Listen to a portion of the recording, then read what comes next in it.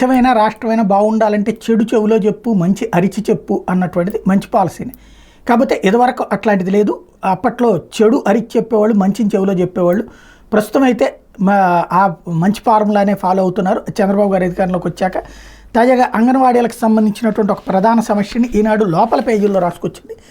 కందిపప్పు కేటాయించరు అంటూ అంగన్వాడీ కేంద్రాలకు చేరని సరుకు 6 నెలల నుంచి 3 సంవత్సరాలు విభాగం వాళ్ళకి 54,196 మంది లబ్ధిదారులు ఉన్నారు. 3 నుంచి 6 సంవత్సరాల్లో 20,286 మంది ఉన్నారు. గర్భిణులు 10,291 మంది ఉన్నారు. బాలింతలు 8,132 మంది ఉన్నారు. మొత్తం 92,905 మంది ఉంటాయి. జిల్లాలో అంగన్వాడీ కేంద్రాలకు కందిపప్పు సరఫరా నిలిచిపోయింది. సరుకు ఎప్పుడు వస్తుంది అనే విషయం కూడా స్పష్టత లేదు. దీంతో అంగన్వాడీ సిబ్బందికి ఏం చేయాలో పాల్పోని పరిస్థితి. ఆగస్టు నెలకు సంబంధించిన కందిపప్పు ఇప్పటిదాకా జిల్లా పౌర సరఫరాల శాఖ నుంచి విడుదల కాకపోవడమే కూరలు వండేందుకు కూడా ఇబ్బందులు పడుతున్నారు. మరి పౌర సరఫరాల శాఖ మంత్రి నాదెళ్ల మనోహర్ గారు మరి ఆయన దృష్టికి తీసుకెళ్లారు లేదో తెలియదు.